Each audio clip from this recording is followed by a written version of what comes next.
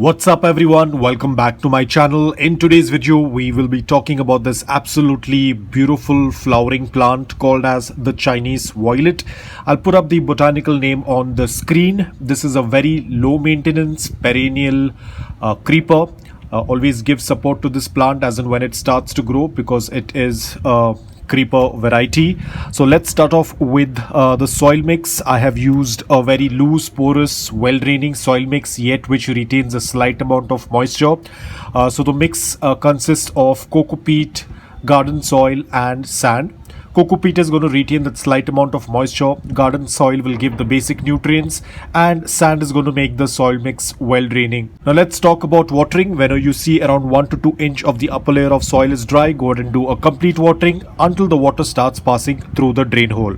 Now talking about fertilizers, you can go with vermicompost, compost or seaweed liquid fertilizer. Any one can be used once a month during the growing season. Now talking about light, this plant thrives in full sun, but avoid the strong harsh afternoon sunlight, otherwise the leaves will get burnt.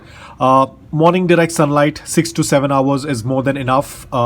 Offer a good generous amount of sunlight, only then you'll be able to see a good amount of blooms. You can see it's already starting to put out new buds. It already flowered once, so they have fallen off, and now we have new buds coming up.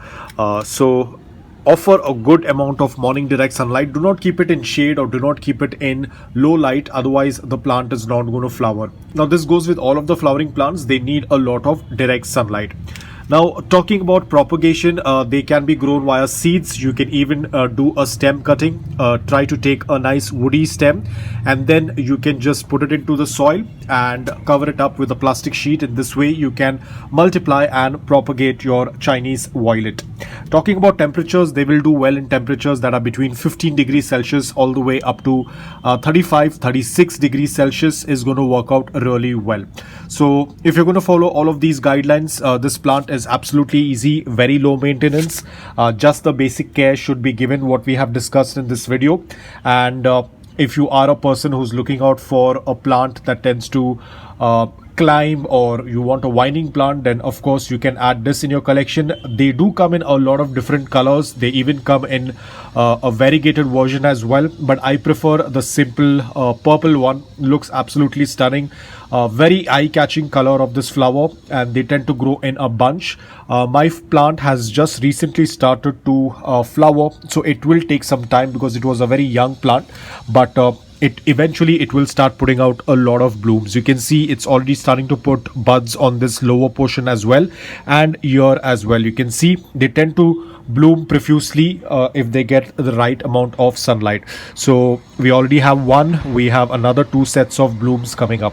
So that's about it guys. I hope that you liked this video. If you did, please hit the like button, and if you're new to my channel, please consider subscribing to it.